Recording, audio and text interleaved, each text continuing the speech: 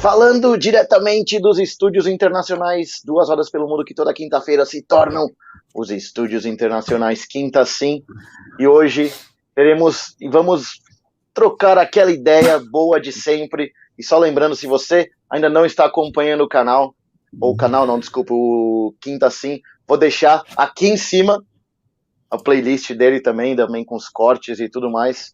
E hoje, no 14º episódio, temos o terceiro... 24º. 24º, é 24º, é 24º. Já tô meio louco aqui, cara. Peraí, vamos deixar aqui. E hoje temos o terceiro Bruno seguido no episódio, então eu e o Marcão damos boas-vindas aí ao Bruno. Valeu, Tem 3 Brunos seguidos, hein, cara? E aí, isso aí. Beleza, Bruno? Show de bola, cara. Obrigado mesmo pelo seu tempo aí, que você tá trocando aí de ideia aí com a gente. Compartilhar suas experiências também. A gente já se conhece faz um tempinho aí, mais de ano, né? Porque a canastra que a gente foi agora foi mais de ano, não foi? Porque foi em maio, não foi maio de 2021 ou foi em setembro que a gente foi? Foi mais de 2021. Foi maio, então Mas antes disso já tinha. Uhum. Já rodava junto. Sim, já rodava junto. Então, bom demais. Bom demais, obrigado mesmo. E já vamos direto aos negócios, assim, aos assuntos, cara. Eu conheço um pouco, assim, da sua vida profissional pelo que você também posta no Instagram, essas coisas, mas a gente vai abordar isso há um tempo. Mas começando lá atrás, você nasceu em São Paulo ou você meio mudou de uma cidade para cá? Como é que você veio parar aqui na cidade? Boa, eu sou da Zona Norte de São Paulo, nasci lá no pé da Serra da Cantareira, perto do Horto Florestal. Fiquei lá, estudei desde moleque, aí no finalzinho do colégio do ensino médio, eu fui pro interior. Aí boa parte da minha família, da parte da minha mãe lá de Rio Preto. Aí fui para lá, morei mais uns 2 anos e meio, terminei o colégio, fiz um ano de cursinho, tentei faculdade pública lá no interior, mas, cara, era um caos no sentido de estrutura da universidade mesmo, Unesp, queria fazer engenharia elétrica, né, no começo. Ia fazer lá em Ilha Solteira.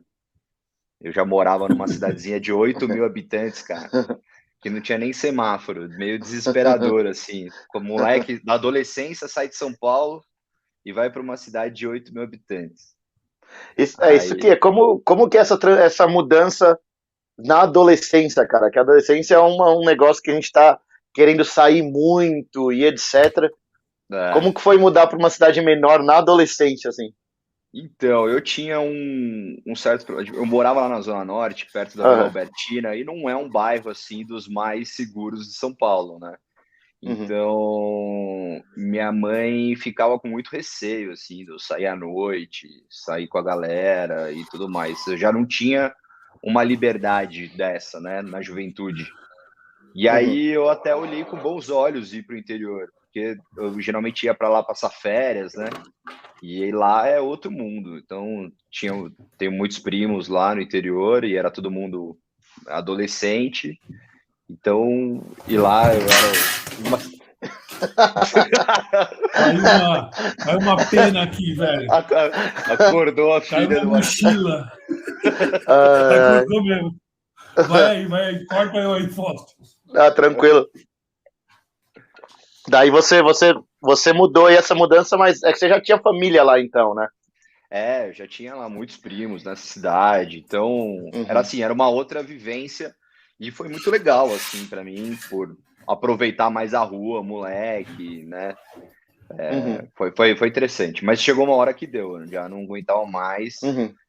precisava voltar para São Paulo, queria voltar para São Paulo e decidi voltar e, enfim, bancar minha faculdade, trabalhar desde o primeiro ano da faculdade Foi mal, galera.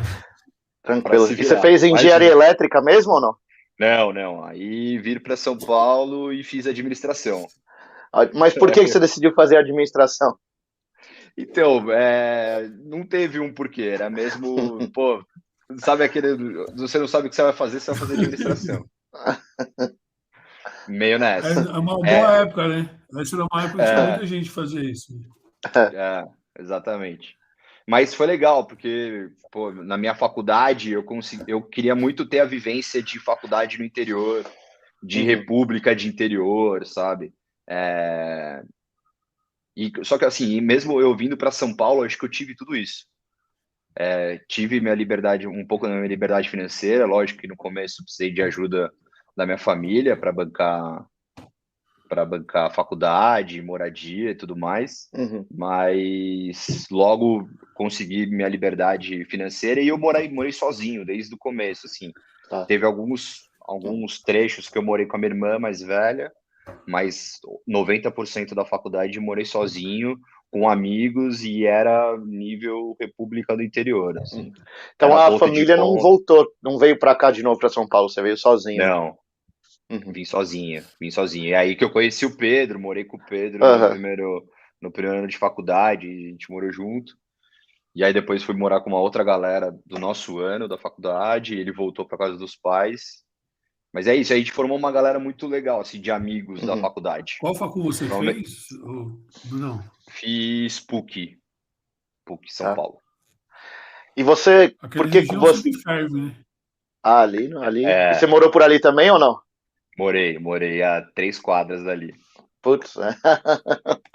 E como É. que é esse choque, tipo, você morava com a família, tudo no interior, daí você volta pra São Paulo e começa a morar sozinho, assim, né? Puta, cara, assim, eu não tive muita dificuldade, assim, é claro, Uhum, eu não era o cara, tipo, na minha casa com a minha mãe, eu não cozinhava, não lavava uhum, nada, entendeu? Mas acho que foi tranquilo. Desde o começo a gente conseguia pagar uma diarista lá uma vez por semana, uma vez a cada 15 uhum. dias, no pior dos cenários. Mas todo mundo se virava, cozinhava alguma coisa. Foi o ápice do delivery, né? Então, meu, as pizzarias, esfirra, temaki, todo mundo conhecia a gente lá em volta, nosso telefone. Uhum. Aquela pizzaria que a pizza você pede no almoço, daí sobra pro jantar, um pouquinho do café da Exato, manhã no dia seguinte. exatamente. Tipo, tendo cerveja gelada na geladeira, tá bom. Ah, é isso. Mas, ó, Uhum. Cara, e uma coisa de faculdade que, tipo, eu sempre tenho curiosidade, porque como eu não fiz faculdade aqui, sim. como que era, tipo, o ambiente, festas, essas coisas? Era coisa que era muito constante, assim, ou não? Então, na PUC, nos anos que eu frequentei, eu fui o último ano de 5 anos do curso, né? No ano Uhum. seguinte que eu entrei, o curso mudou e ficou 4 anos. Aham. Então, a gente foi os últimos que participou de 4 economias, dos jogos universitários, Putz. íamos em Uhum. todos. Festa, todas, eram todos ali perto da PUC, então, geralmente, muitas delas a gente ia a pé mesmo. O Espaço das Américas era do lado, Uhum. então, enfim, era muita festa, muita festa. E quando não tinha festa da faculdade, a festa era em casa.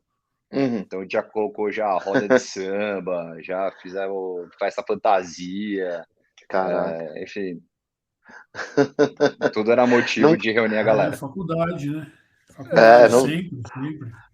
E você A começou a gente nunca trabalhar também pergunta como durante a era o faculdade? estudo, viu, Bruno? Aham.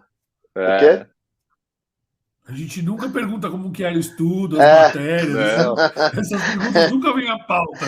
é, mas até depois eu vou entrar nessa, mas que valeu também. Mas eu comecei a trampar desde cedo, desde a faculdade, no começo do primeiro ano mesmo. Comecei a trabalhar de vendedor no shopping, fazia faculdade de manhã, e aí trabalhava no shopping à tarde e à noite, né, Uhum. diretão, final de semana e tal. E aí logo Trabalhava onde? trabalhei na Cavaleira do Higienópolis. Cara, na Cavaleira, clássico, É, clássico, né? Ali. Aí, ali tava pertinho também. Tem, Tá ótimo. você trabalhou lá por quanto tempo? Cara, eu fiquei 3 meses, o tempo de experiência, eu fui demitido. Tem- É, Fui demitido, cara. Porque, tipo, eu ficava na facu das 9 a meio-dia, assim, né? Das 8 a meio-dia. Só que, cara, dia de sol, tipo, ia todo mundo pro bar, 10 da manhã. Eu ia ficar bebendo das 10 às 3 da tarde, ia trabalhar já daquele jeito. Enfim, foi um período meio inconsequente, mas É, o normal o, de. Cara, você estava com o quê? 18 anos, né? Então, cara, é, acontece exato. isso, né, cara? A gente não dá para são cobrar o dois tanto de fatores, né, responsabilidade, Fausto? né? Aham.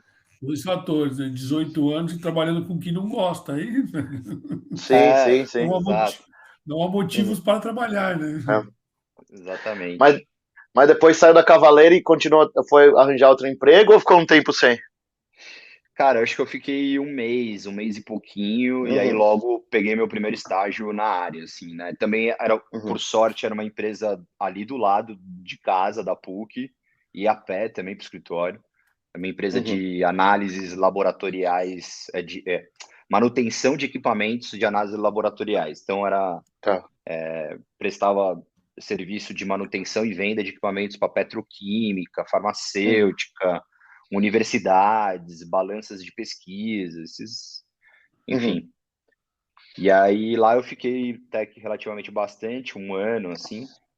E aí depois fui para a Ericsson também como estágio. E aí lá eu fiz uhum. minha carreira profissional assim de uma forma mais consistente.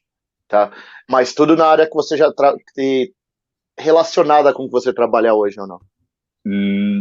Então, na Ericsson um pouco. Então, na Ericsson eu fui Uhum, controller, né? Então, lá, tá. o controller, eu fazia os projetos e apurava o resultado de cada projeto, né? Então, fazia budget de projeto, né? Projeto Uhum, vendido lá de estrutura, engenharia para alguma companhia telefônica, né? Para Oi, Vivo, TIM, Claro e tudo mais. Esses eram os clientes. E eu uhum, ficava no meio que no back office fazendo o budget do projeto, quantos funcionários iam, enfim, carga horária, custo de manutenção dos equipamentos, enfim, tudo. E depois apurava o resultado desses projetos uhum, também. E aí trazia as eficiências financeiras para o projeto. Então já fazia o controle de custo e receita desses projetos. Nem uhum, imaginava depois em trabalhar com o que eu trabalho hoje, que tem uhum. uma certa correlação, né? Sim. De ajudar as Uhum. pessoas. Sim, sim. E como que foi essa? Você estava numa empresa que a Ericsson já é uma empresa grande, né? É, Multinacional, essas coisas. Quanto Então, multinacional. tempo de você, Ericsson, Bruno? Fiquei quase 9 anos. você Quase ficou 9 anos bastante lá. tempo, então. Bastante, é.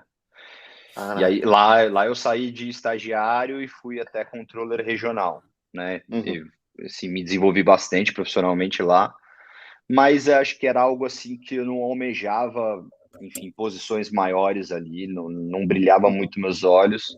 E eu sempre tive o intuito de empreender, né? Mesmo durante esse período todo de Ericsson, onde eu morava, sempre tinha algum ponto comercial ali que eu via que era um potencial para o negócio, para o bairro. É, o cara tinha uma mina de ouro na mão e às vezes não usufruía de todo aquele uhum, potencial. Então eu sempre ficava imaginando, pô, o que eu podia fazer para ajudar esse cara, esse comércio, né? E pensei, foi um começo antes de ter o negócio que eu tenho hoje, de ajudar PJs, né, pequenas empresas, a se planejarem financeiramente, enfim, fazendo um projeto para o futuro aí, né, como se uhum. desenvolver. Você, sa... Você saiu da Ericsson direto para voar ou você deu ainda mais uns Não, eu dei mais tateados uma no mercado quicada. aí? Eu dei mais uma quicada que foi por 3 anos, 2 anos e meio. Eu trabalhei num agente de carga, num despachante aduaneiro na área de comércio exterior. E aí era a empresa do meu ex-cunhado, então ele precisava de uma ajuda na parte financeira do escritório, tudo uma empresa já com 20 anos de história. E aí eu fui lá meio que para arrumar casa, e aí nesse caminho aí de 2 anos e pouquinho, eu recebi um convite de um amigo próximo, um amigo pessoal, sobre o projeto da Rumo, e aí que Uhum. eu me preparei para sair e aí voar onde eu tô hoje. Uhum. Mas o que você acha que, por exemplo, nessa jornada aí, principalmente Ericsson, essas outras, o que você acha que ficou mais marcado assim em você, de tipo alguma história, alguma coisa para depois também ter algo que te levasse a querer ter o seu próprio negócio, né? Cara, acho que não tem nenhuma história, assim, ou algum fato que tenha acontecido que despertou esse interesse. Eu acho que esse interesse ele já era genuíno desde antes. Mas acho que as experiências no mundo corporativo, multinacional e numa empresa familiar, né, os 2 anos e pouco que eu tive, cara, foram excelentes para me dar a base hoje para, enfim, fazer gestão um pouco da parte que me cabe ali dentro do escritório, né? A gente tem uma Cara, certa divisão, mas enfim, mas a experiência ajuda muito, né? você me falou um negócio assim, tipo, que a gente que é empreendedor fica pensando a fórmula mágica, né? Sempre, tipo, pensa na fórmula mágica, tem um monte de gente falando fórmula mágica e tal. Mas é uma coisa muito interessante. Quando você vive esses dois mundos, não os seus, né? Trabalhar numa empresa familiar e trabalhar numa Sim, multinacional, a gente abre uma frente para você tomar decisões do teu negócio muito maior, né? A gente é, que já convive com empresas familiares pequenas e também multinacional.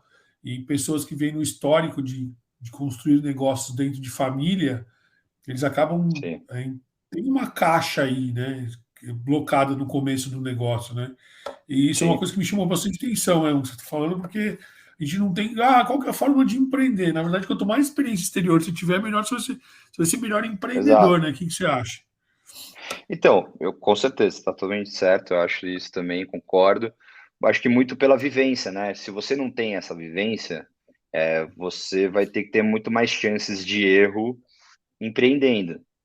Talvez essa experiência, a vivência, te dá uma visão. Não que você não vai errar, muito pelo contrário, você vai errar diversas vezes, Sim, vai tomar atitudes equivocadas, mas você já tem uma base até para usar como comparação para, de repente, alguma atitude, alguma decisão tomada. Mas com certeza. Não tem fórmula mágica, né? Acho que não. importante é você trabalhar com o que você gosta. Ao momento, eu já conversei muito com as pessoas. Hoje tem um cara que trabalhou comigo na Ericsson, na minha equipe, e eu convidei ele para trabalhar comigo. Hoje ele está trabalhando comigo. E muitos momentos a gente conversa, pô, imagina como era naquele momento, né, naquele tempo. Sabe, quando você está no domingo, à tarde, você fala, putz, semana vai Tem que começar, trampar amanhã. puta, eu vou ter que trampar amanhã, puta, tudo que eu tenho que entregar, enfim, já te dá aquele desânimo. Depois que eu mudei, né, abri meu próprio negócio, eu não tenho isso. Pelo contrário, né, eu fico entusiasmado pela semana que está começando, pelos projetos novos que estou iniciando, pelas pessoas novas que eu estou conhecendo e eu estou ajudando, enfim. Então, isso já é um grande termômetro para você saber se você está empreendendo, eu acho que no setor correto, enfim, se você está no caminho correto. Se você tiver essa sensação de prazer em começar a semana, em prazer em encontrar novos desafios, acho que é só ajustar uma coisinha ou outra ali que não tem o porquê dar errado. A gente tem Cara, um isso é. mantra aqui. A gente tem um mantra aqui que se você trabalhar com o que gosta e tal, a gente tem um mantra que tem que tomar um pouco de cuidado com isso. E trabalha É, com o que gosta, você pode passar a não gostar mais do que você realmente gosta, né? Tem esse mantra que rola, porque não eu acho que assim, o mercado que você está, né? Eu acho que é um mercado que talvez não tá com um hobby atrelado. Quando você tem um hobby sim, atrelado, eu gosto, mas é exato. um Não, hobby, tem que tomar um pouco de cuidado. não, com Sim. certeza, com certeza. Uhum. Senão, meu, você todo mundo Né? seria alcoólatra, né? Com certeza. A gente trocou ideia com um dos outros Brunos que a gente falou, é o Bruno da Esquenta Delivery.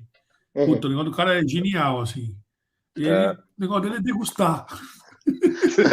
Ele tem um esquenta de, então, ele tem um esquenta de bebida bem legal, o delivery, que é só bebida premium, tal, um negócio bem diferenciado. Aí tava falando, não, legal. eu degusto, eu gosto de degustar, gosto de experimentar drink novo. Mas fica recebendo Então, tanto toda semana que chega uma hora que não dá mais, né? Não quer mais, é isso. Não, mas é fogo. E uma coisa aí que é sempre legal falar, quando você nessa época morando, voltou para o interior e tudo mais, em algum momento o motociclismo entrou na sua vida ou ele veio entrar mais tarde? veio mais tarde. Então, eu tirei carta, né? Tirei carta nessa Uhum, cidade de 8 mil habitantes. E aham, aí, naquele momento, minha mãe pagou minha carta, né? uhum, Minha mãe ou meu pai, não me recordo. E eu queria tirar a carta de habilitação de moto e tal. E minha mãe falou: não, não. Você vai trabalhar, depois você tira. Eu falei, beleza, então tá bom. Não tirei. E aham, aí eu fui tirar, assim, depois da faculdade, já morando sozinho, assim, completamente sozinho, né? No caso, sem dividir com uhum, amigos, tal, de república. E aí eu tirei, decidi tirar, já ia renovar a habilitação. Eu falei, vou tirar a habilitação de moto. Tinha uma escola do lado de casa, uhum, ali na Turiaçu, ali em Perdizes. E aí tirei a habilitação de moto, mas também naquele momento eu não acabei não comprando moto, porque eu tava com uma uhum. grana guardada. E aí eu fiz uma viagem de carro de Machu Picchu até Santiago. Então Caraca, a grana que eu ia usar para moto, aham, comprar moto, eu decidi gastar na viagem. Entendeu? Aí uhum, acabou adiando o projeto de ter moto. E aí só veio agora, depois de, sei lá, mais de 10 anos depois disso, dessa viagem, quase uhum, 10 anos, que outros amigos da faculdade, desse momento aí da faculdade, uhum, uns já andavam de moto, outros também estavam querendo comprar moto. Falaram, vamos aí, vamos comprar aí. Todo mundo foi para entendi. concessionária e comprou Uhum. umas motos. Mas você não é, tipo, então não era tipo alguém na sua família que incentivou assim, tipo, ou era pelo Não, contrário, não, foi era tipo, não vai poder até você estar sozinho e se virar, né?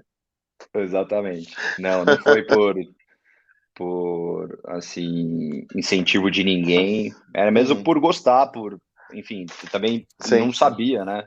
Aprendi recentemente, assim, Uhum. 4 anos para cá. Pô, e essa viagem aí? Essa viagem você fez. Quando você fez há muito tempo atrás? Quanto tempo você fez a viagem? Foi 2011, 2012. Aham. Eu fiz essa viagem. Eu queria fazer ela só. Eu programei ela para fazer sozinho, porque eu queria ter a oportunidade de subir no vulcão. Aí eu falei, pô, que vulcão mais próximo que dá, acho que rola subir. Aí pesquisando na internet, vi que tem um vulcão no Atacama. Lá tem 5 vulcões, né? E tem um deles que você consegue subir sem equipamento. É só um Uhum. trekking mais pesado, mas você sobe. Falei, pô, legal. E aí comecei a pesquisar preço, tal, comecei a planejar a viagem. E aí, nessa época, eu estava trabalhando nessa empresa de. Estava indo para a empresa de comércio exterior. E aí, meu primo falou: pô, cara, legal, vamos, acho que eu topo com você. Falei, fechou, então vamos junto e a gente divide os Uhum. custos. Aí, nessa que eu ia fazer de busão sozinho, falei, cara, vamos alugar um carro. Só que foi uma outra decisão inconsequente, porque esse meu primo não dirige, não tinha habilitação, nem de carro.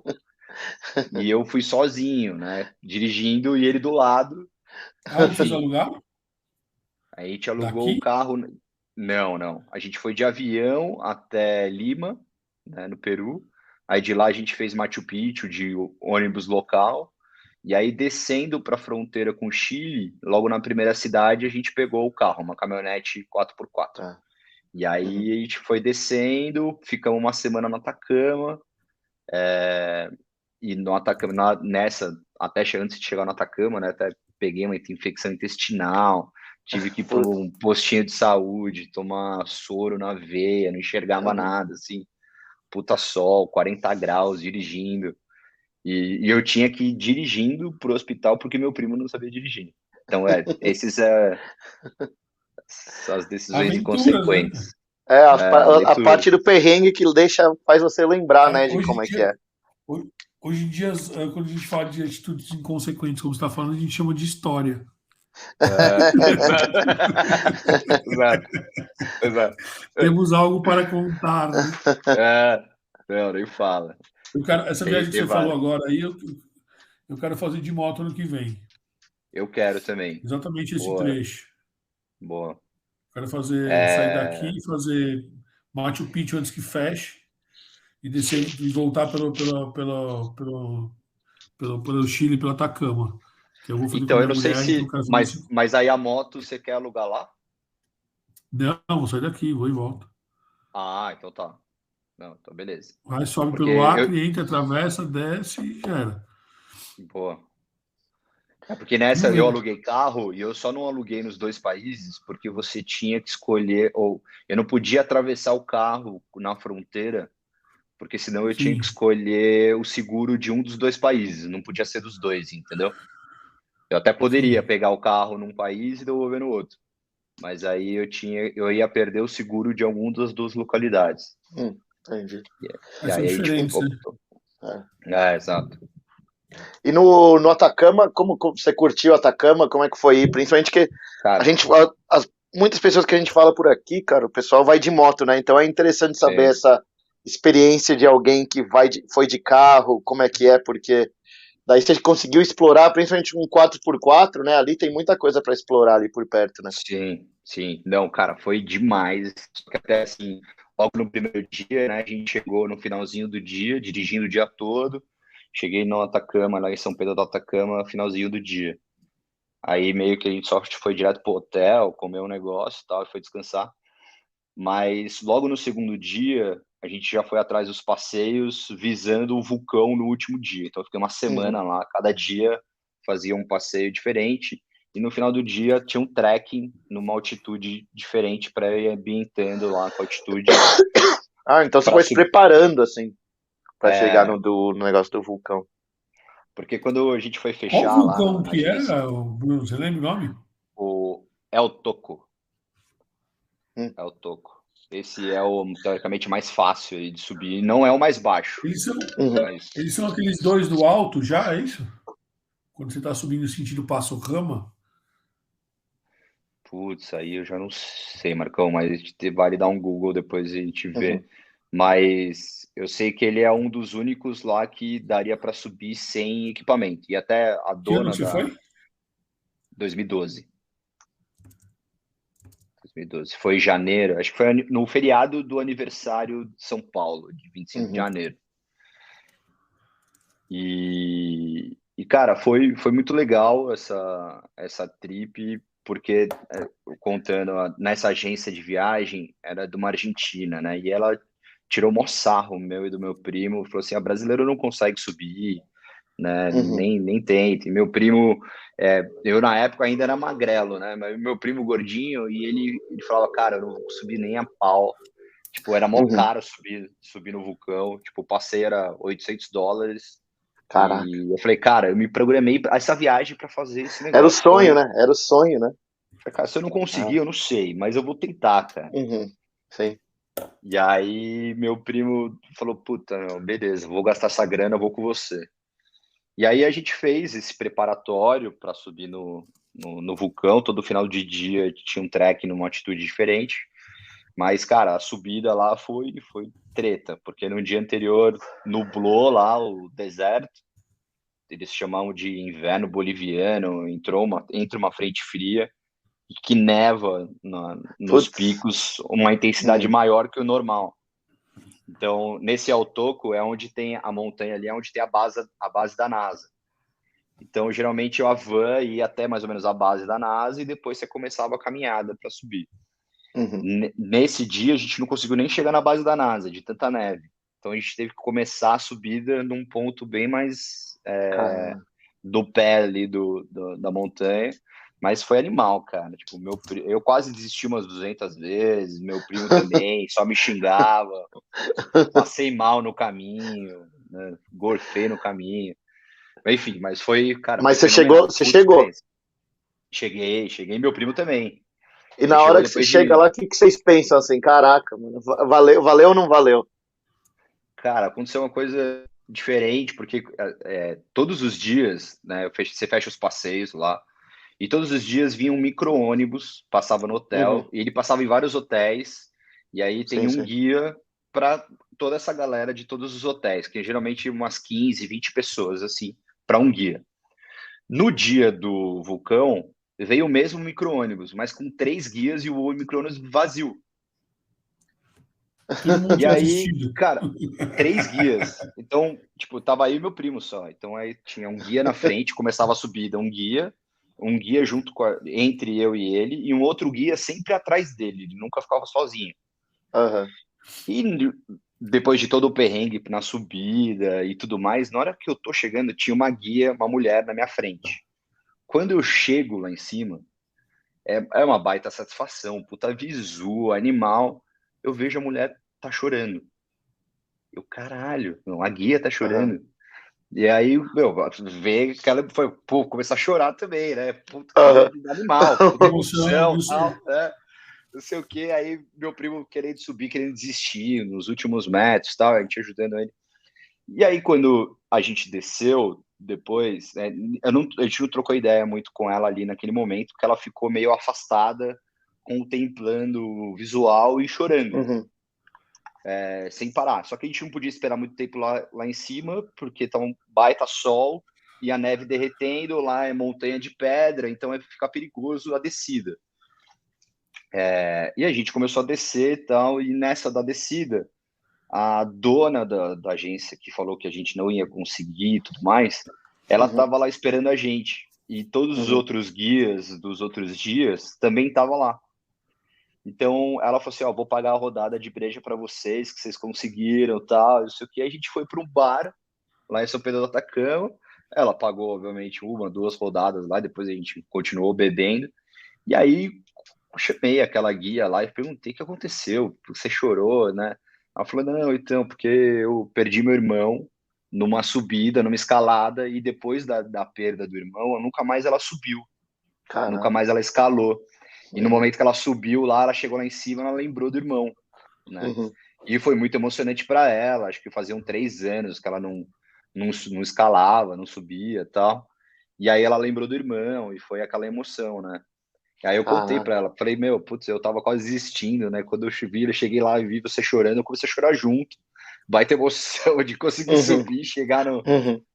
Mas. Mas foi bem legal, tenho contato com alguns dos guias até hoje, pessoal no Aham. Instagram e tal. Pô, meu, uma baita viagem, vale a pena, tem que ir. E quero fazer essa de moto também, porque lá a gente de carro, né? Na época ainda não pilotava moto, tinha muito, encontrei com vários brasileiros de moto. Uhum. E mês de 2012, deve ser uma viagem bem legal. Não, vale a pena. Eu fiz também Atacama até Santiago, né? Mas, putz, vale a pena demais, cara. E essas histórias que são o que fazem, né, cara? Exato. Os que fazem. E nesse mesmo, né, nessa mesma viagem, principalmente você pilotando, fora o negócio de você passar mal e etc, você lembra de algum outro perrengue que teve? Lembro de alguns. Qual que ficou mais marcante, assim? Puta, um outro perrengue, cara, foi eu e meu primo dirigindo, enfim, eu dirigindo, né, o dia todo. Gente, não ia dirigir, não. Então, até pensei, cara, mas Ô, meu, o bicho dirige essa ficava, porra aí, vai. o bicho ficava tão Deixa eu te louco do meu explicar como é que lado faz. que eu achava, falei, meu, deixa comigo mesmo. E aí, cara, no final, assim, chegava momentos que era como era caminhonete, diesel e tudo mais, a caminhonete chacoalhava pra caramba, né? Uhum. Ficava, tipo, 12 horas dirigindo, aí chegava no hotel pra deitar, você imagina que você tá. É que nem maresia, né? Sim, Você acha sim. que você tá na caminhonete ainda, no chacoalho do carro, né? E teve um dia desses que já tava escurecendo, então lá de dia faz o baita calor e à noite um puta frio. Anoitecendo, a gente no meio de umas dunas ainda. Isso acho que foi antes de chegar no Atacama, cara. Foi em São Pedro do Atacama, acho que esse evento. A gente parou a caminhonete para tirar umas fotos. Tava um mó visu de pôr do sol no meio das dunas. Tava animal, assim, o céu vermelho, sabe? Essas coisas. Pô, vamos tirar uma foto tal. A gente para aqui tal, toma uma água, não sei o quê. Beleza, a gente parei, e a gente morrendo de calor, meio sem camisa e tal, tiramos uma foto. E aí aconteceu o pôr do sol, né? Começou a esfriar pra caramba instantaneamente. A gente entrou no carro, foi dar partida no carro, o carro não pega. Nossa. E aí a gente deu a partida no carro, o carro não pega. E eu sabia que a gasolina estava no final, mas o mostrador, teoricamente, estava funcionando, né? Do combustível. Aí, meu, o carro não pega, o carro não pega. Meu primo falou, meu, fudeu, não passava um carro, assim, a gente já tava meia hora lá, não passava ninguém, uma alma no negócio.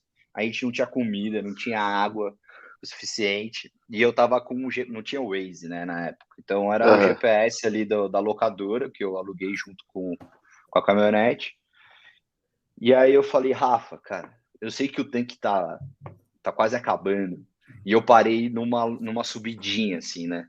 Falei, cara, vou nivelar o carro. É minha última chance, mas reza, cara. Reza. Aí eu desengatei o carro desceu, tal, nivelei ele. Falei, ó, conta até 10, eu vou dar a partida, eu vou ver se esse carro pega. Aí, na hora que eu dei, virei a chave, o carro pegou. Puta, ele agradecendo. Falei, mano, essa noite sou eu que pago a breja, não sei o que, beleza. E aí o carro pegou com o cheiro da gasolina lá e a gente conseguiu chegar em São Pedro. Daí é só a descida, né? Cara, isso daí aconteceu comigo de moto lá, de tipo, acabar a gasolina no meio da descida e você só deixava a moto desligava a moto e só deixava ela aí, cara. Na banguela, né? Na banguelinha. Não, e com a moto desligada ainda, né? Não podia ligar. Pra gastar menos gasolina ainda, cara. Vixe. Tempos bons, né? Hoje não passa mais por isso, não. Então. Hoje não passa. E assim, acho que de qualquer lugar lá você liga para alguém, enfim. Uhum. As estradas são bem sinalizadas. As estradas do Chile são muito boas, né? Sim, sim. Eu fiz em 2010 também, de moto daqui até lá, e é tipo outro nível. No mapa, né? No mapa. No mapa. Já deve ter contado essa história aqui 200 vezes. Eu fui com o mapa na 4 rodas. Aquele mapa do A A3 Bíblia, né? grandão. Não, aqueles A3 grandão, sabe? Que era um mapa que fazia só de estrada, só de viagem de país.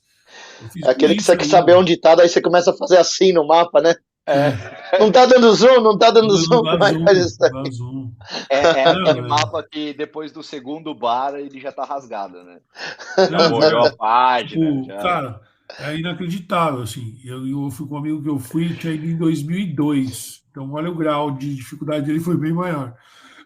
Tipo, foi praticamente um desbravador aí, porque 2002 mata fechada, né?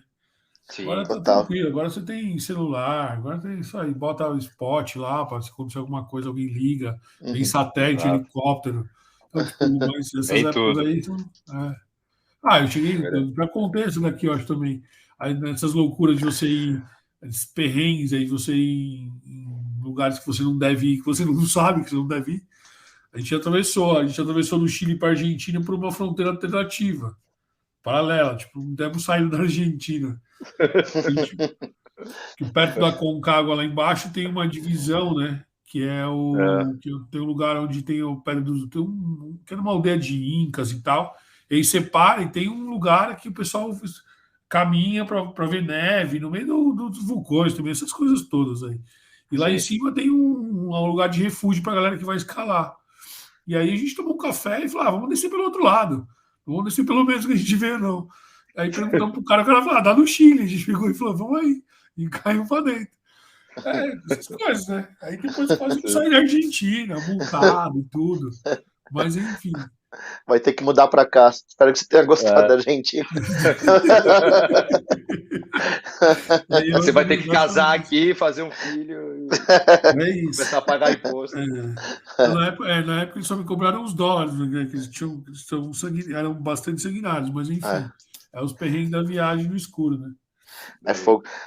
Mas essa de carro, quando você foi, você saía então para explorar, porque isso é uma coisa quando eu fui lá para Atacama, tipo, você via assim que tinha muitas coisas assim saindo da estrada principal, assim, né? Tipo, mas tudo off-road, assim, né, cara? Putz, isso daí deve. Só dá para fazer de carro. Eu vi muito Jeep subindo isso daí, fazendo, deve ser animal, né? Então, quando eu saía da pista, assim, eu tentava não sair sozinho. Então, se eu via algum carro fora, eu ia. Mas, tipo, sozinho, assim, do nada, e você não vê trilha, você não vê uma pista alternativa, eu não ia, entendeu? Mas se tinha, tipo, dois, geralmente tinha uma galera de 4x4, e aí se parava, trocava ideia com a galera, às vezes brasileira ou de outros países. Ah, para onde eles estão indo? Ah, estão indo para tal lugar. Bom, ia junto. Né? E tem muito essa camaradagem mesmo do que tem no meio de moto também, tem no 4x4, né? Eu imagino que sim, assim, eu não vivenciei muito o mundo do 4x4, foi só na viagem. Sim. Mas do pouco que eu conheço dos amigos aí que tem 4x4, que faz expedição e tudo mais, com certeza, né? Acho que a galera que vive na aventura tem muito esse lance do solidariedade aí da galera de ajudar, enfim. Deixa eu trazer uma outra parada aqui que eu acho interessante a gente falar, porque é um momento, né? Quer dizer,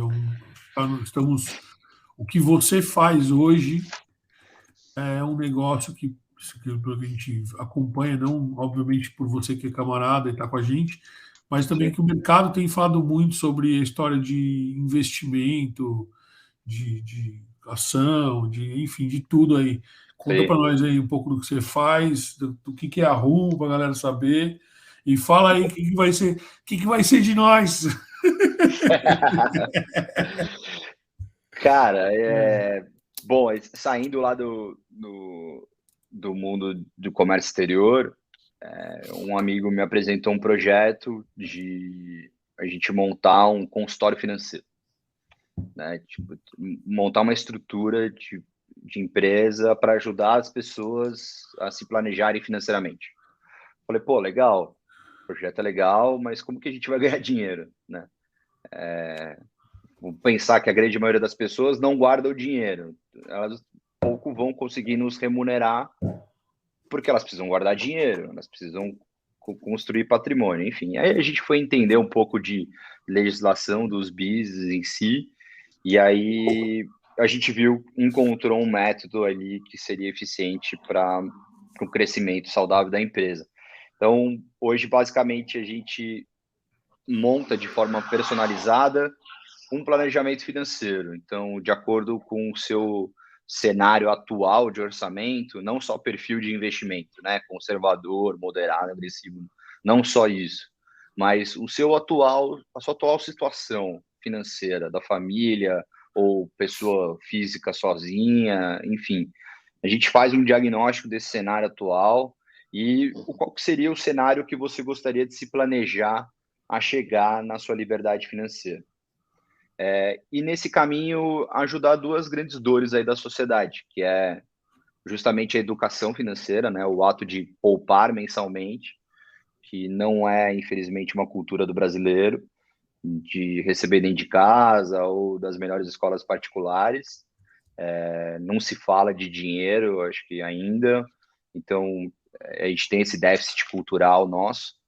E o segundo é da aposentadoria, né? Então, independentemente aí de classe social, a gente se depara com pessoas que estão no nível da aposentadoria e são dependentes financeiramente, ou precisam continuar trabalhando para compor a renda lá do INSS, que não é suficiente para pagar o básico da vida da pessoa, ou vive dependendo de ajuda de outros, né? Dos filhos, de banco, enfim, né? Preciso ajudar para pagar alguma despesa básica. E como eu falei, isso em qualquer classe da sociedade econômica do Brasil existe essa situação. Então, esse nosso projeto, de uma forma personalizada, é criar esse cenário futuro e tentar auxiliar essa pessoa, os nossos clientes, a chegar nesse caminho ideal para atingir aquele nível de patrimônio que, teoricamente, seria o suficiente para te sustentar a partir daquele momento e você não precisar mais do trabalho e viver só do seu patrimônio, seja a rentabilidade total do patrimônio, né? Então, levando o patrimônio para uma sucessão e tudo mais, ou consumindo esse patrimônio que você construiu. Então, a gente traça esses cenários futuros, obviamente colocando os projetos ali de curto, médio prazo. Quero trocar de imóvel daqui 3 anos, eu quero vou ter mais um filho, enfim, então todo no projeto, no planejamento financeiro, muitas coisas são abordadas, né? Um pilar principal ali, proteção, manutenção daquilo que você já construiu até então e da sua fonte de renda, que é o seu trabalho. Então, eu preciso proteger essa fonte de renda. Então, esse é um pilar do planejamento. O outro é pensando mais longo prazo, então, aposentadoria. Então, existem algumas ferramentas que te dão alguns benefícios tributários, benefícios ali da estrutura do produto, de você receber uma renda vitalícia, uma previdência privada, por exemplo, né? Então, hoje é muito eficiente você fazer um projeto de previdência para uma aposentadoria. E o terceiro ali de curto e médio prazo, obviamente que lá no final tudo se junta, né? Previdência com o patrimônio que você acumula numa corretora, num banco e tudo mais. E aí a gente fez o contrato com a XP, exclusividade, né? Então somos agentes autônomos da XP, e toda a parte de construção patrimonial a gente faz junto com a XP. Pô, legal. Muito legal. Eu sei que é muito legal, porque o Bruno tá aqui e a gente está trocando uma ideia sobre o assunto, Sim, porque eu acho que a gente realmente, uma coisa importante que ele falou, que eu acho que fica para a galera que assiste a gente aí, a gente não tem educação financeira no Brasil, né? No Brasil a gente tem eu fico lembrando que a gente tinha a cadernetinha da vendinha para pendurar para pagar no futuro, né? Com juros. Era sempre assim, sempre comprava a prazo e sempre pagava juros, né? O brasileiro adora exato. uma Casas Bahia. Mas é importante, tipo, que a gente está trocando uma ideia, exatamente esse é o ponto. Importante como dá para reestruturar, né, Bruno? Eu acho que isso Sim, que é o mais legal, né? Tipo, o que a galera acha que, não, vou começar agora, tá tarde, não sei o quê, quando na verdade nunca é tarde, né? nunca é tarde. Exatamente. Acho que sempre pode ser mais tarde, e isso é pior. Então é isso que eu acho que a galera tem que pensar. O quanto antes a galera começa a guardar dinheiro, menos doloroso tende a ser no futuro. E o guardar dinheiro muitas vezes não é só pensando, cara, hoje eu vivo hoje. Eu já escutei muito isso de cliente, né? Não penso muito no amanhã, o amanhã eu corro atrás da manhã, eu quero curtir o hoje. Mas o que às vezes a gente não pensa é os imprevistos que a vida pode trazer na gente, né? Então, a gente precisa sim se preocupar com o amanhã, mas às vezes são as ferramentas de amanhã que vão dar a tranquilidade do hoje. Eu digo É, no sentido de quanto antes você começa a guardar, você formar uma reserva de emergência, situações vão acontecer na sua vida, como já aconteceram na vida de vocês dois, tenho certeza, já aconteceu na minha. De às vezes, cara, você precisa de uma grana ali de uma forma imediata e você não tem. Você não sabe o que é guardou muito louco? para chegar Que na. você está falando? A gente está conversando com o meio de motociclista, né, cara? Que é o que menos tem, às vezes eu acho que é o que menos tem noção do risco que ele corre o tempo todo. Sabe? É, Tipo, porque sim, a gente tá em risco constante, né, cara? Sim. O tempo inteiro de sim, cima de moto já você tá um passo à frente, você tá um passo a mais de risco do que as outras pessoas, né? É sim, muito louco isso, né? Porque a gente perde a dimensão, né, de quanto a vida, a nossa vida é arriscado, né?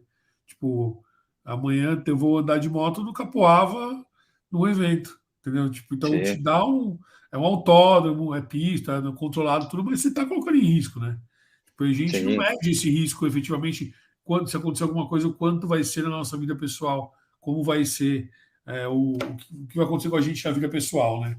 A gente exato. fica pensando em só ficar vivo e não em, tipo, e o restante. Isso é Sim. muito louco. Sim. Mas eu acho que assim, É, o intuito não é, não é. Desculpa te cortar, Fausto. Mas eu não, acho que não, o tem. intuito não é colocar medo na galera para não andar de moto. Muito pelo Sim, contrário, eu acho que o Sim. risco está em todos os lugares, né? A qualquer momento. Para morrer, basta estar vivo.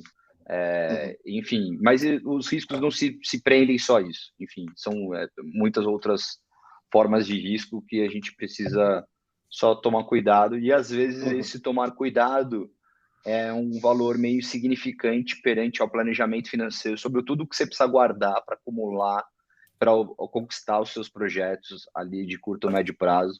Enfim, é um complemento das coisas, né? Não é uma coisa ou outra. Enfim. Isso daí lembra muito, Marcão, da conversa que a gente teve também o com o Luiz. Luiz, né? É. Que o Luiz também, só pra você entender, Bruno, o Luiz ele é um motociclista hoje que, tipo, deve ter o quê? 50 e poucos Muito anos, né? pouco. E ele há um tempo atrás começou justamente a poupar. Hoje ele não trabalha, né? Ele vive de renda e Ele era já agente faz financeiro alguns também. anos, sim, sim. Ele era do mercado financeiro também, de investimento e tal, Uhum. tinha carteira Ah, de legal. cliente e tal. E aí ele fez a carteira dele e aí, tipo, se aposentou para andar Legal. de moto. Sim, tipo, Demais. isso faz tudo, se você, dependendo do planejamento que você faz, né? Sim, Você pode chegar em negócios assim.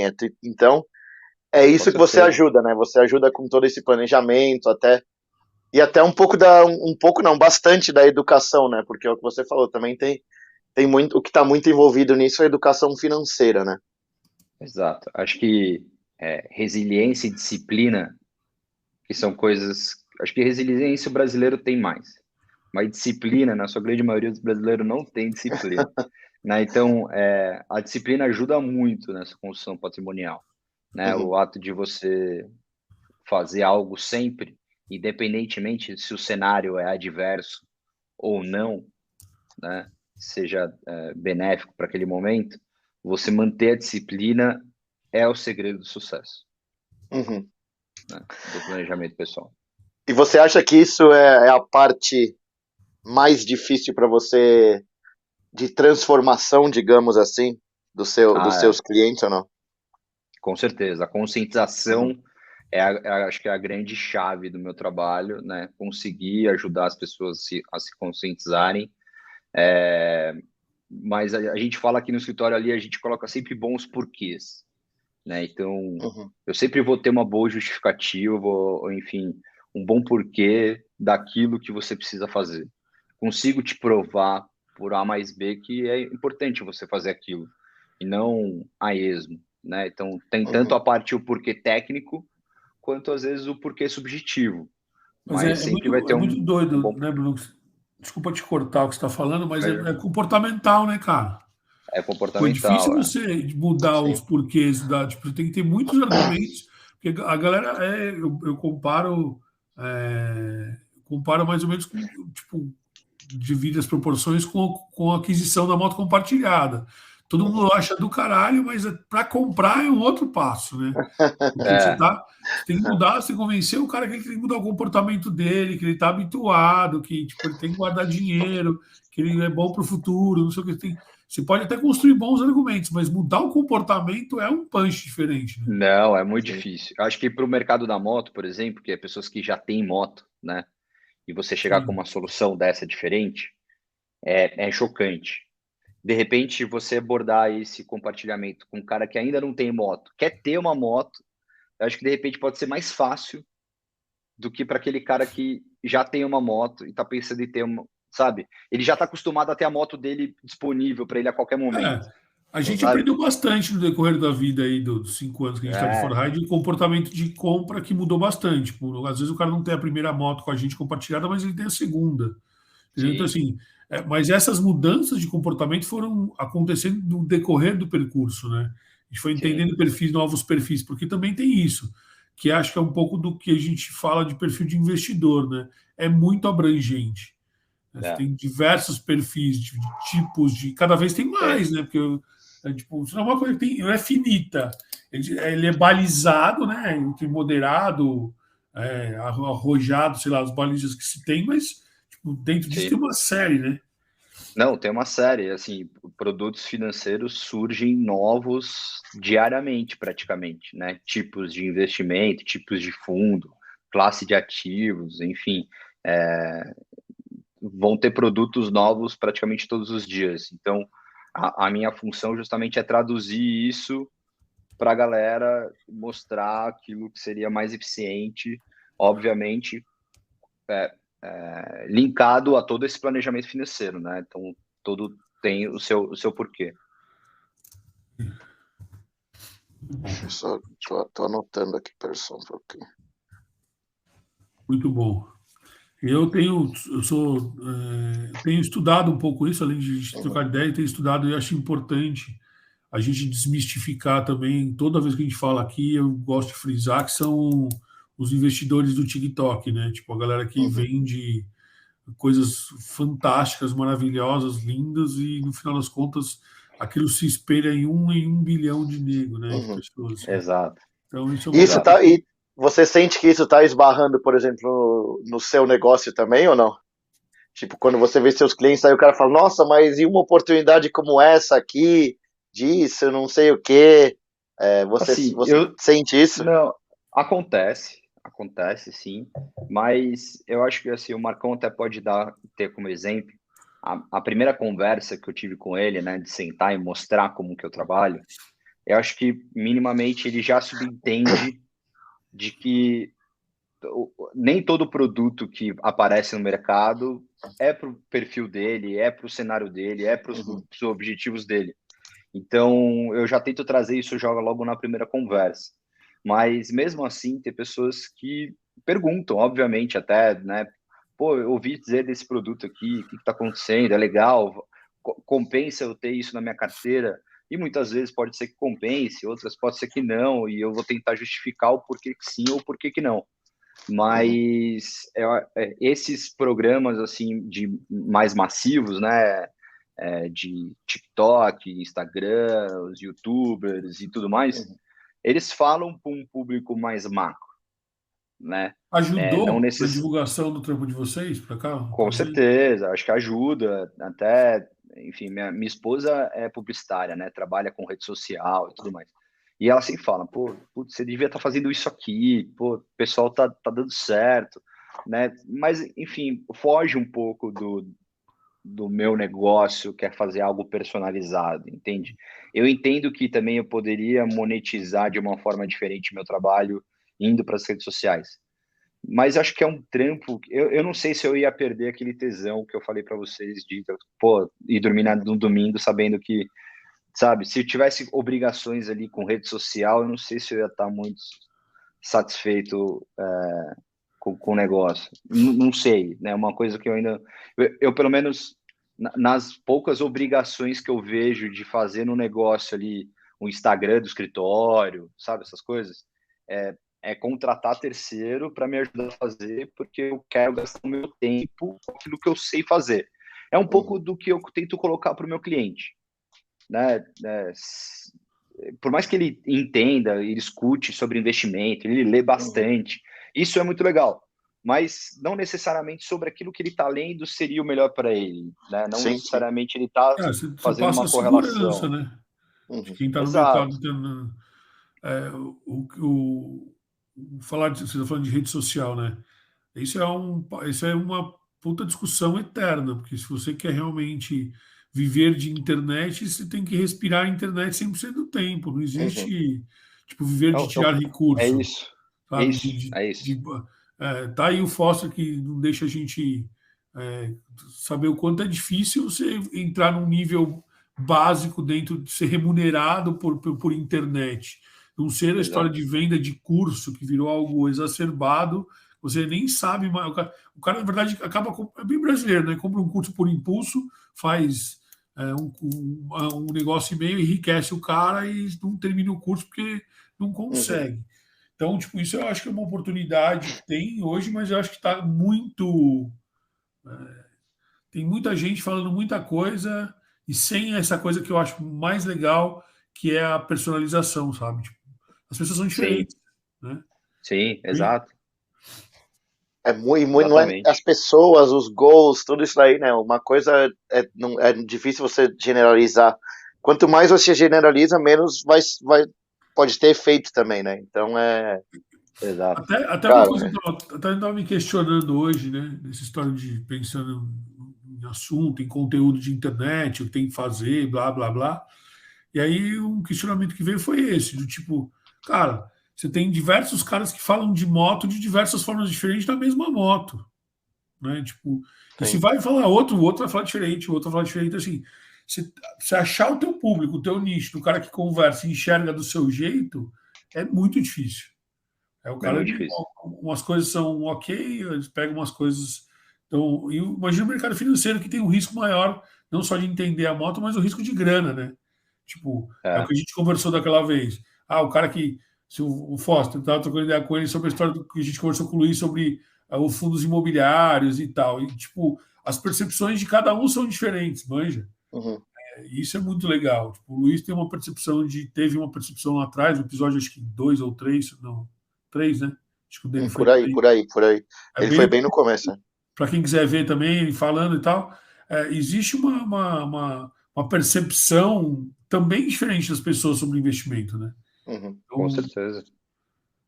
Isso abre grandes chances aí. Existem os produtos de investimento, a gente fala que muitas vezes ele pode resolver 2 problemas seus, não só um. Não é só acúmulo e rentabilidade, né, evolução do patrimônio, mas tem produto que te dá benefício fiscal, tem produto que te dá garantia de crédito, tem produto que é isento para imposto de transmissão de bens, então para uma associação patrimonial ele também resolveria um tipo de problema. Então, e essas regras, elas mudam. E aí só um ponto que eu queria colocar dos influenciadores até, né? Quando a gente está no mercado financeiro em si, é muito mais sensível, eu acho, porque você pode trazer prejuízos grandes para quem está te ouvindo, né? Então, o cara tomar uma decisão errada porque ele está ouvindo alguma coisa ou outra.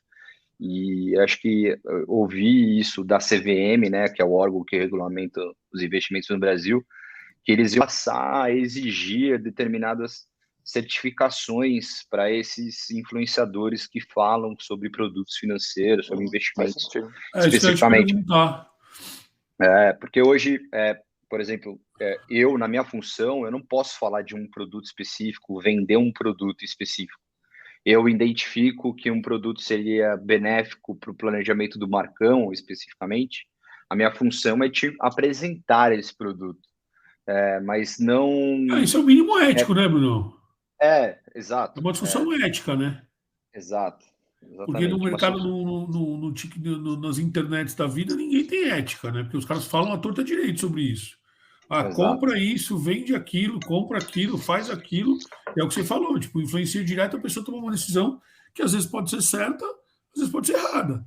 Né? Mas não é o. Talvez teria que ter um controle sobre isso, né? Sim. Exatamente. Então, assim, hoje existe uma certificação específica para quem comenta sobre ativo. Então, o cara vai falar sobre uma ação A ou ação B. Existe uma certificação para isso, que é o analista, né? O CEA. É uma certificação para esses caras que fazem análise de ativos. Ah, tá. Você não está falando específica para o pessoal que faz conteúdo sobre isso, assim. É para o pessoal, pessoal que trabalha com isso, por exemplo, no dia a dia, né? Que você está falando. Isso, perfeito. Mas isso inclui essa galera, porque, por exemplo, essa galera não poderia falar sobre um ativo ou outro. Entendeu? Para ela poder falar no mercado, para que outras pessoas tomem atitudes baseadas naquilo que ela está falando, ela, de acordo com a CVM, essa pessoa precisa ter uma certificação. Entendi. Entendeu? Porque essa é uma pessoa que ela não é remunerada pela comercialização do ativo. E assim, ela é remunerada pela sugestão que ela está dando. Então, teoricamente, o youtuber, ele está dando, né? Um influenciador ali, às vezes, ele tá monetizando por aquilo que ele está falando. Então, teoricamente, enfim, cara, eu acho que no YouTube tem muito cara, né? Não é de hoje, né? Faz um tempo já, que vem uma galera que, tipo, o cara abre uma conta só para fazer esse tipo de coisa, né? Só para mostrar a evolução da carteira, as decisões tomadas. Eu acho que isso que, no meu ponto de vista, tem que ter uma homologação, porque você está abrindo um risco para alguém que pode perder tudo na vida, né? Exatamente. É meio que a Caixa Econômica Federal faz com lotérica e faz com concurso, né? Tipo, tem que controlar, porque senão o cara bota em risco o patrimônio que ele construiu, né? Exato. Existe essa discussão, então? Existe. É que eu tava assistindo outro dia, não sei se vocês já assistiram no Netflix, aquela minissérie do GameStop, sabe? Não. Daquela ação GameStop que teve nos Estados Unidos, que tipo teve... sim. Mas eu não tem assisti. uma mini...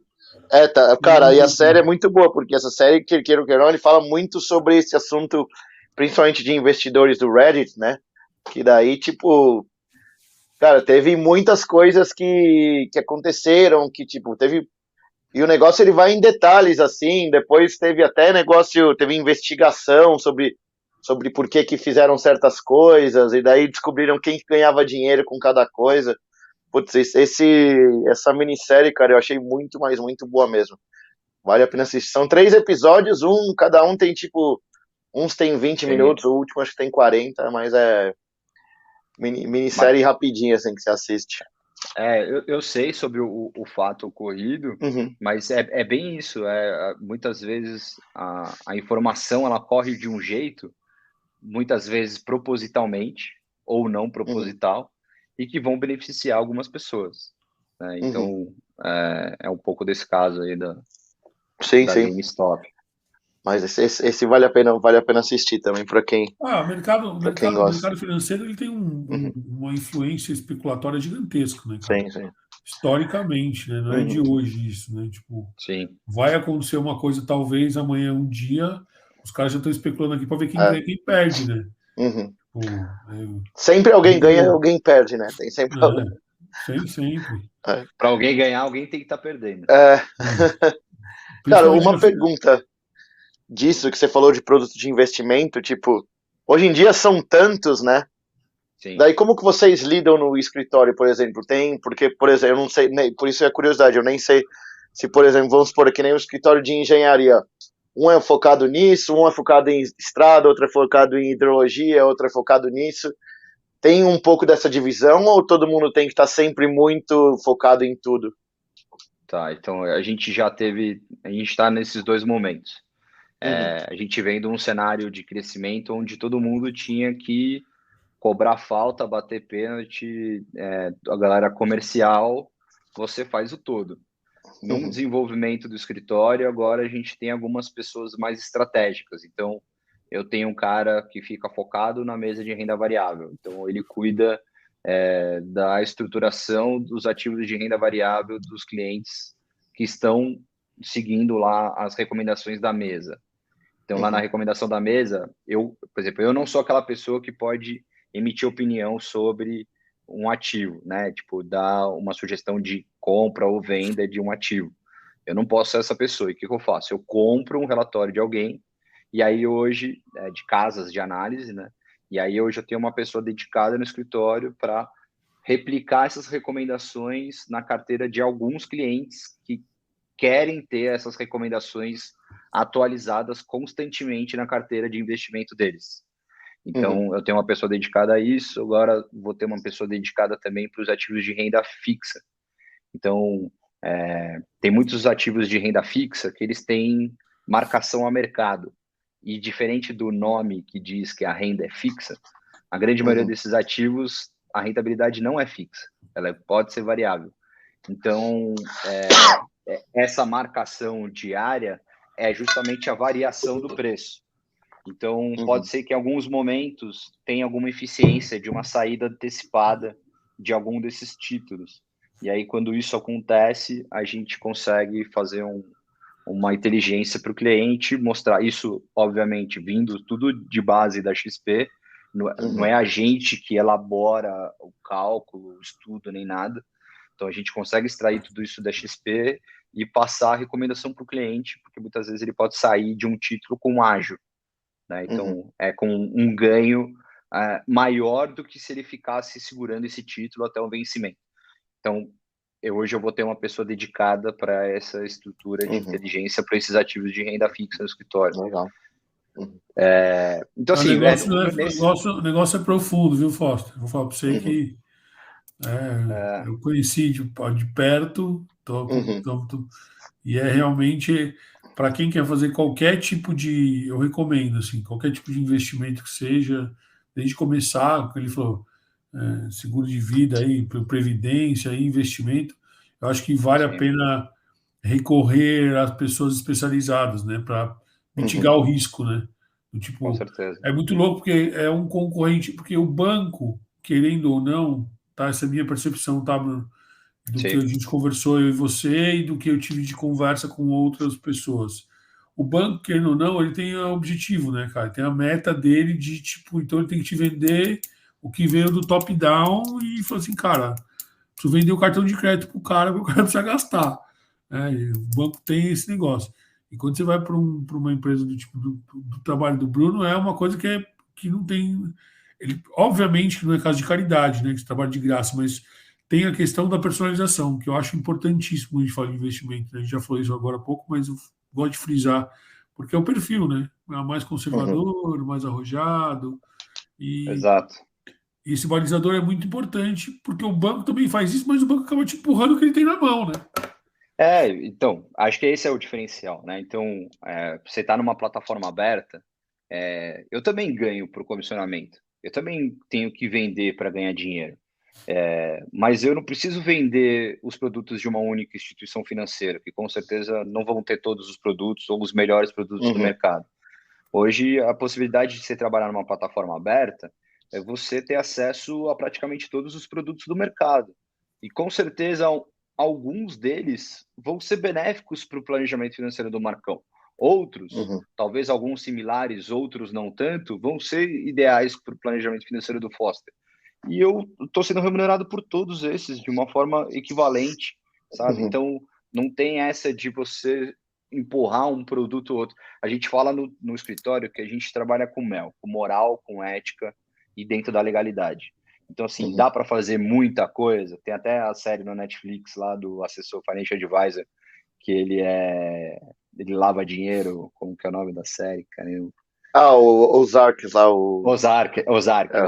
Esse daí é bom demais, essa série. Vixe. Então, assim, você tem a possibilidade de entrar nesse mundo? Tem. Né? Você se depara com pessoas, às vezes, que têm patrimônio não declarado e você consegue, enfim, fazer aquilo girar, sim, tanto que a gente constantemente tem diversas provas de lavagem de dinheiro, trabalhar com pessoas politicamente expostas, e tudo isso tem leis que vão te punir se alguma coisa acontece, tem regras, sanções, multas e tudo mais. Então, as possibilidades existem e o importante é que realmente tenha algum órgão fiscalizador para punir aquelas pessoas que agem de má fé.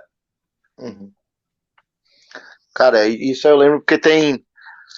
E esses órgãos são uns que funcionam bem, né? Porque eu lembro nos Estados Unidos, você pega todos esses aí quando eu morava lá, o negócio é muito, mas muito regrado, né, dessas coisas. Então, porque você começa a mexer com muita coisa, né, nisso, tipo, quantidades e negócios são... E a gente está vivendo uma transição assim de informação, né? Acho que cada ano que passa, a enxurrada de informação começa a vir de diversos lugares diferentes. Internet, a gente estava falando das redes sociais, então tem que começar a regular, assim, ter normas de como se trabalhar na internet de uma forma ética, né? Enfim, hoje tem a galera que paga, que vira assinante, né? Enfim, é uma forma legal, você está indo para um público que... O objetivo do marco da internet seria isso, né? Tipo, aumentar o básico tentar trazer formalmente a questão ética. É que é difícil você... Ética é algo questionável quando você... Tipo, porque cada um acha o que é ético para ela, né? Não é... Mas eu acho que a regulamentação é importante. Porque, com certeza. Tipo, mercado... É o que você está falando. Tipo, nós estamos falando de... muita gente falando muita coisa, falando muita besteira, outros talvez não, e esses que não falam besteira talvez sejam mais prejudicados, vamos dizer assim, dentro do sistema, e acaba que, de novo, bota risco, né? O risco saúde mental, você bota o risco do cara perder todo o dinheiro que ele fez e tal. Enfim, eu acho que a regulamentação é importante. Né? É importante, não é importante. É a segurança para o investidor, né? Para a pessoa leiga, né? Sim. Justamente. E, Marcão, você já trabalhou com isso também? Não. Sabia que ia perguntar essa semana. Se liga, Bruno. Aí a conversa é o seguinte: o Foster recebeu um direct de um cara do Sul, né, Foster? Como que é o nome dele? Que segue a gente. Putz, eu não lembro, cara, mas que segue a gente, escuta o podcast. Vou achar, o cara no escuta o Spotify. podcast. Aí ele falou que cara, toda hora eu já fiz de tudo. Eu sou um right-hander. Aí chega, agora virou uma piada, você também já fez isso? Eu falei, não, isso não. Mas eu tô junto com o Bruno acompanhando,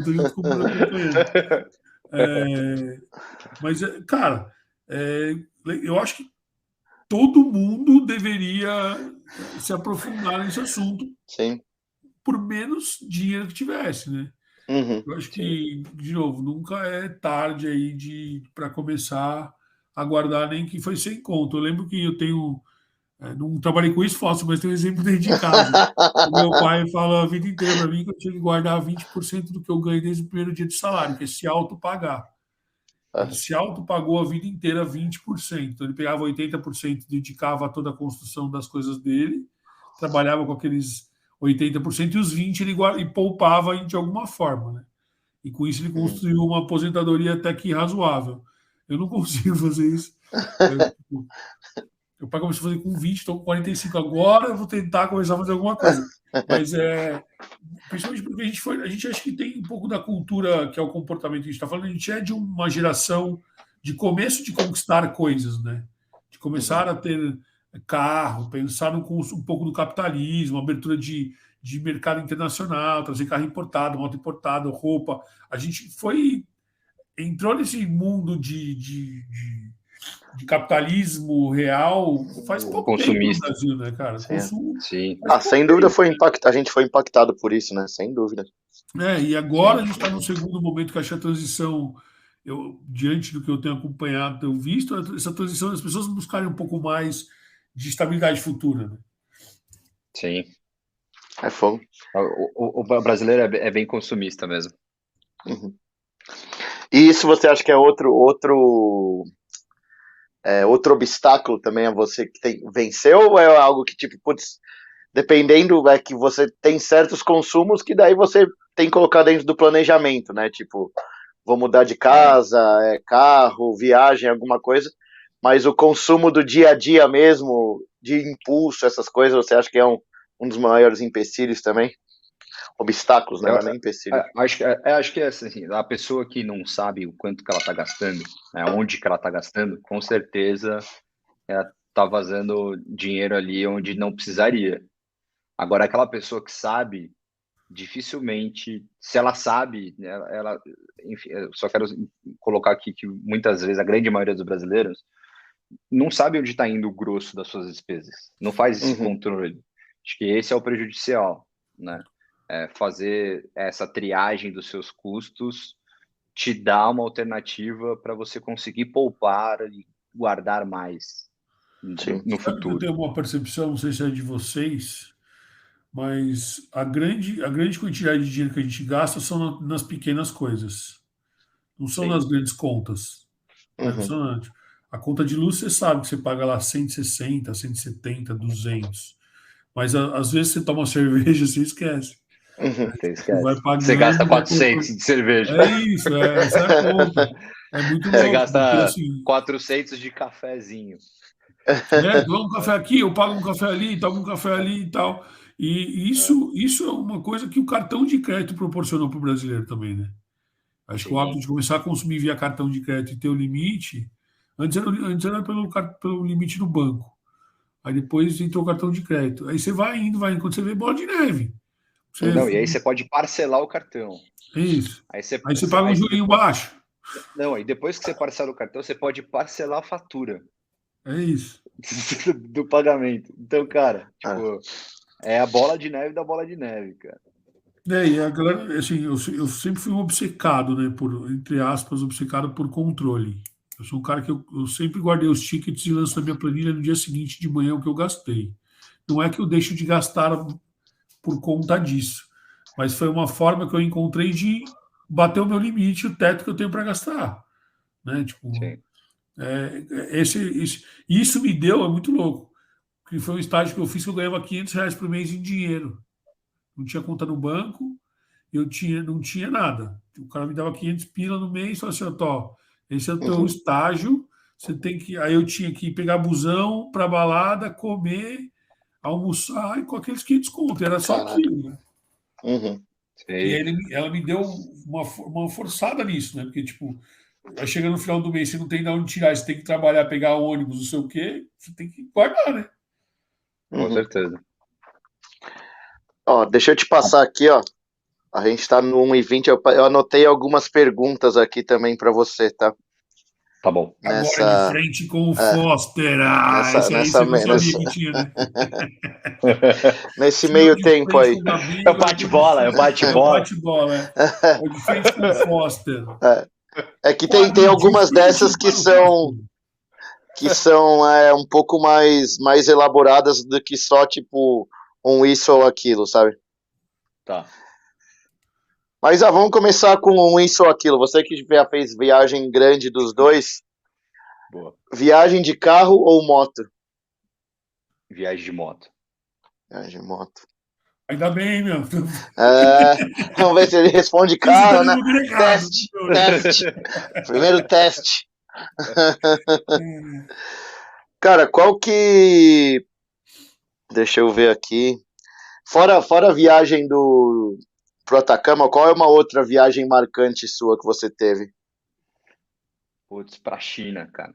Fui pra China. Você já foi pra China? Animal. É muito legal, assim, é uma cultura totalmente diferente. Cara, é tudo que você não imagina se acontece lá, assim, sabe? Uhum. É um outro mundo. Imagina você entrar numa civilização que ninguém fala seu idioma, ninguém é minimamente parecido com você, ninguém te entende. É doido, assim, cultura. A galera meio que almoça, parece. Você entra nos comércios assim da cidade, a galera almoça constantemente. Então você entra numa loja 9 da manhã, tem uma galera comendo frango quente com macarrão. Você entra às 10 da manhã, tá comendo frango com macarrão, o cheiro de comida no comércio, assim, Mas é você meio você constante. foi a trabalho ou você foi de férias? Fui as duas coisas, misturei as duas. Aproveitei que eu ia a trabalho e aí tirei mais uns dias para conhecer o resto da China e passei o Réveillon na Tailândia. Caraca. Foi E a China, porque você, por exemplo, a gente viu muito, principalmente negócio de Olimpíada, essas coisas. Você conseguiu viajar também um pouco pela China, então, também? Consegui. E você vê, e tem muita diferença, por exemplo, cara, das cidades grandes, você conseguiu visitar pequenas, as coisas, e é muito, muito diferente mesmo? Muito, muito diferente. Assim, eu fui no momento que eu trabalhava com agente de carga, né? Então, eu fui lá para fazer reuniões com os agentes que a gente tinha contrato em si, e a gente nunca, as duas partes nunca se conheceram pessoalmente, né? Então, fui fazer essas reuniões comerciais em Xangai, em Shenzhen, em Pequim, São os mas pilares, né? também... São as mas eu cidades fui para pilares, né? Guangzhou, que é a cidade produtora lá do sul da China, Shenzhen também, mas Guangzhou é uma cidade muito pobre também, ao mesmo tempo que é muito produtora, é onde vive aquela galera mais pobre que produz. E ali tinha alguns bairros que a gente via assim, as crianças completamente descalças, não usava roupa de baixo, assim, era meio shorts calça, que tinha um rasguinho no meio para fazer xixi, cocô, sabe, assim, a comida, a culinária também é muito diferente do sul para o norte da China, né? Então o norte da China é muito frio, então é muito mais comida gordurosa, comida frita, o sul é mais tropical, então tem comidas mais frescas, assim, sabe? É uma culinária também totalmente diferente. Mais legumes e tal. Interessante isso. Cara, China é um lugar que todo mundo que vai fala que é bem diferente, né, cara? Ó, Foster, tá vendo? Diferente. Isso aí eu já fiz. Eu não fui para a China, mas eu trabalhei com um chinês. Eu não fui para a China, mas eu trabalhei 5 anos com um chinês. E eles aqui com a gente, né? Que é sinistro. É sinistro. Aí a gente tinha a fábrica em Shenzhen lá e, tipo, era regime da cama quente, os caras falavam. Que enquanto um dorme, outro trabalha. E aí vai fazendo esse ciclo vicioso. Então, a mesma cama. O cara levanta, vai trabalhar, o outro vai dormir naquela cama, porque os caras são. É isso, é insano. E é uma coisa que eu não sei se você percebeu isso, mas assim, os caras são foda na hierarquia, velho. quanto mais velho você é, mais Respeitado, foda, né? Mas respeitado você é. Muito louco. essa é uma parte da cultura oriental que eles respeitam muito os mais velhos, né? Nossa, Aquilo que demais. veio de ensinamento. Então, não só o chinês, mas imagino que o Sim, tailandês também é a mesma coisa, o japonês japonês. também. Cara, um negócio que a gente falou rapidinho aqui é, por exemplo, de educação financeira. Você acha que falta, por exemplo, em escolas, essas coisas, o pessoal ter essa noção, tipo, porque queira ou que não, a gente não aprende nada disso daí em escola, nem nada disso, né? Você Sim. começa a aprender e quando você está mais num nível mais avançado, você já passou para o nível de faculdade, essas coisas, daí você começa a ter essa educação financeira. Você acha que isso que é a coisa que falta? Ou você acha que na idade de, por exemplo, colegial, sei lá, o pessoal não está preparado ainda para isso? Não, falta muito, Foster. Eu acho Uhum, que na infância tem muitos gatilhos que você precisa despertar na criança como formação.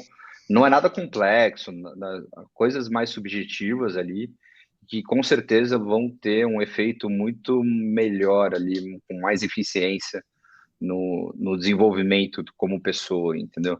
Muitas vezes, se você deixa, e aí quero colocar aqui o exemplo, muitas vezes para vocês ou pessoas próximas a vocês. Os caras que começam a querer guardar dinheiro depois dos 40 anos. É difícil, cara. É muito mais difícil. Você querer aprender uma língua, né? Você aprender um hábito, né? O poupar dinheiro é um hábito. Você tem que criar esse hábito, desenvolver esse hábito. uhum. Claro que você vai colocar o raciocínio lógico da coisa, mas é um hábito. Quanto mais cedo você colocar em prática esse hábito, muito mais fácil vai ser para essa Ó, eu pessoa tô para te manter esse dizer que, hábito no assim, futuro. a minha percepção é que seja exatamente isso. O hábito faria toda a diferença numa criança futuramente. Eu vejo, a gente até falou sobre isso, eu vejo pela minha filha, Uhum, né, que eu criei o hábito dela ganhar R$ 20 de mesada, eu faço ela guardar 10 para longo prazo, guardar 10 para médio prazo, o resto ela divide do jeito que ela quer, ela acaba guardando tudo, porque ela não quer Sim, gastar, entendeu? Porque, tipo, quer ver o dinheiro aumentar e tal. E é isso que você está falando de hábitos, traduzindo aí, né, para minha casa aqui. sim. O hábito é isso, que é, tipo, pequenas ações mesmo, né? uhum. Mas com certeza, acho que isso está faltando nas escolas, está faltando dentro de casa, mas o dentro de casa, acho que é um processo de mudança da conscientização da sociedade como um todo. É cultural, Uhum. né? Então, tem que começar nas escolas, sim, porque muito em breve, tenho certeza que dos meus clientes, aqueles que têm filhos pequenos, já lidam diferente ali com seus filhos, da importância Uhum. de guardar, o porquê guardar, enfim. É que também se começa nas escolas, eventualmente começa em casa também, né? Tipo, pode Exato, ser na próxima geração alguma coisa, mas uma hora começa, né? exatamente. Cara, é um negócio que, tipo, é, principalmente durante a pandemia, isso daqui estourou, já estava um pouco estourado antes, mas estourou bastante. Como que você vê, tipo, esse universo todo de NFT, cripto, blockchain, essas coisas? Você acha que é, tipo, um negócio que vai continuar essa ascensão? Ou, tipo, porque também é muito volátil, é muitas coisas, né, cara? E, tipo, Sim. porque eu não sei se é também o pessoal fica só se interessando muito, mas nem estuda e daí, tipo, acaba investindo em coisa que não deveria. É, eu acho que É, é um negócio complicado, né? existem esses dois cenários, assim. Eu acho que isso vem para ficar, assim. Eu acho que vai se desenvolver, vai se regulamentar, Uhum, e é essa regulamentação que faltava, que está faltando ainda, né? As diretrizes sobre esses novos meios de pagamento, de evolução financeira, mas é na falta dessas regulamentações que surgem aquelas pessoas de má fé que querem ganhar dinheiro em cima dos outros. E infelizmente o brasileiro ele se vislumbra, o olho brilha quando ele vê dinheiro fácil, né? Verdade. Então as pessoas brilham os olhos quando o cara fala que tem uma rentabilidade de 10% ao mês, 5% ao mês garantido. Então, assim, pessoas que não conhecem, ou até pessoas que conhecem mesmo, e vão ali para vou experimentar aqui, vou deixar um pouquinho, tudo bem para experimentar. Você acaba incentivando esse tipo de trabalho que não é benéfico para a sociedade. Mas, voltando, tem pessoas que fazem isso, sabendo que não é benéfico, mas quer participar do negócio, que eu acho que isso é pior. E tem aquelas pessoas que não sabem, infelizmente, e entram de gaiato numa situação que não entende. Mas a própria regulamentação desses tipos de investimento, a tecnologia veio para, enfim, está acontecendo constantemente. Então, o dinheiro digital, ele está aí já. Eu, com certeza, acho que vai ter essa mudança. Já aconteceu, né, nas grandes cidades do Brasil. Você vê pouco ali a troca de dinheiro, né? A gente usa muito mais o âmbito digital da coisa. E a cripto, a NFT, com certeza, veio para ficar. Acho que é uma maturidade que o mercado está tendo que tomar para.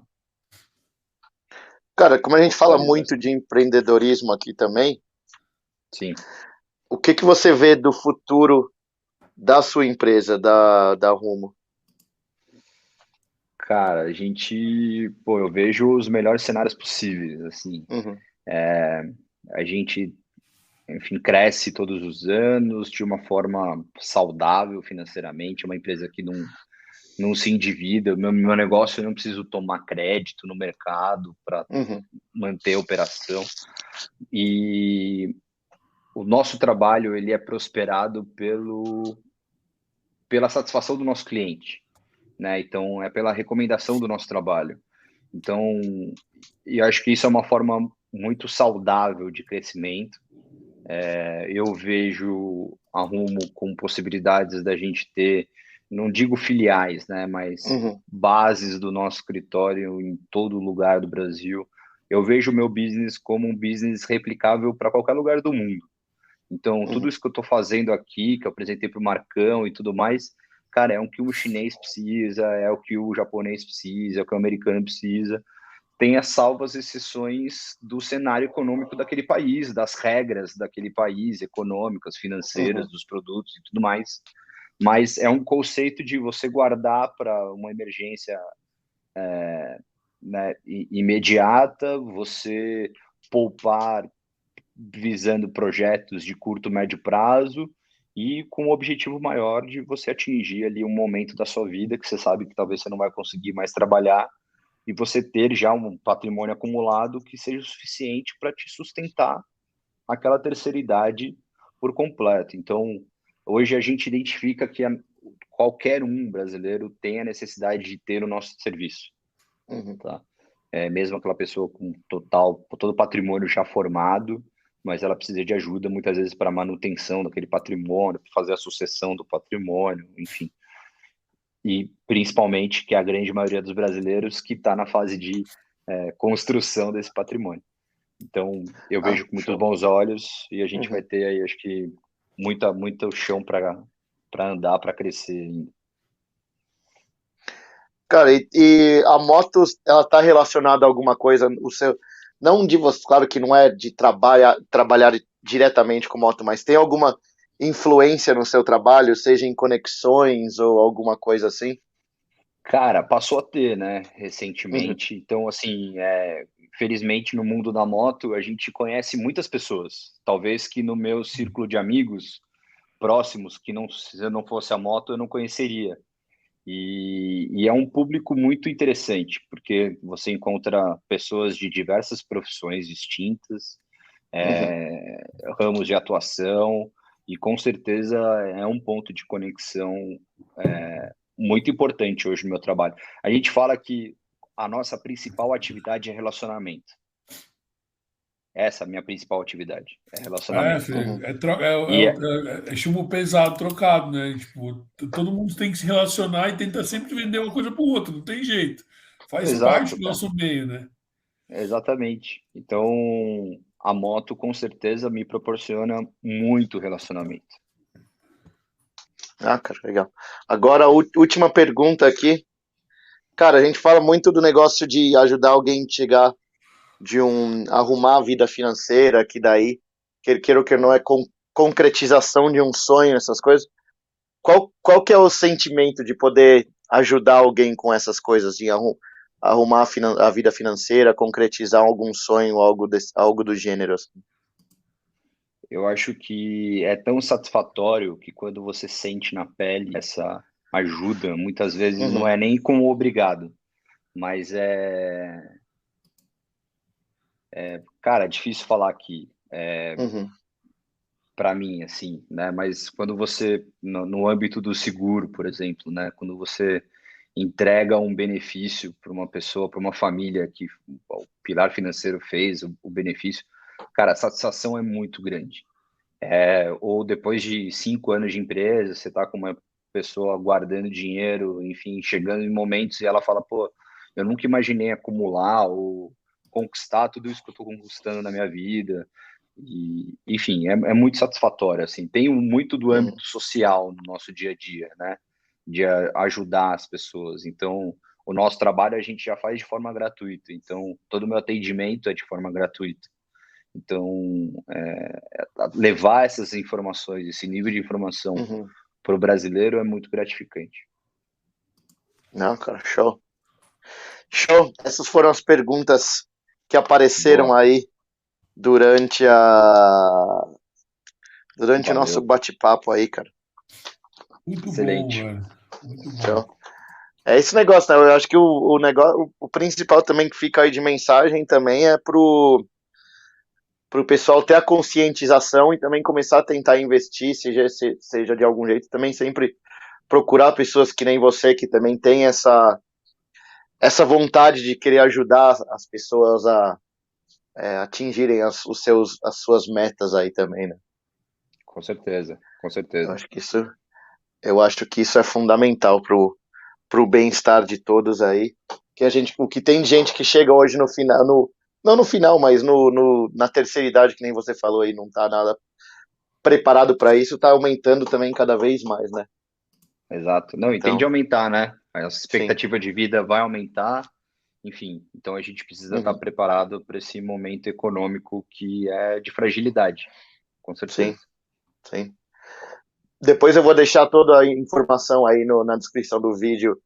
Boa. Da rumo e tudo mais, então, pro pessoal que quer melhorar aí a situação de como tá. Se vale alguma coisa a palavra do intruso aqui, recomenda. Boa, show, valeu, Marcão. E a recomendação é muito por conta que confiança. Eu acho que dinheiro, antes de qualquer coisa, você tem que confiar em quem está mexendo com o teu dinheiro.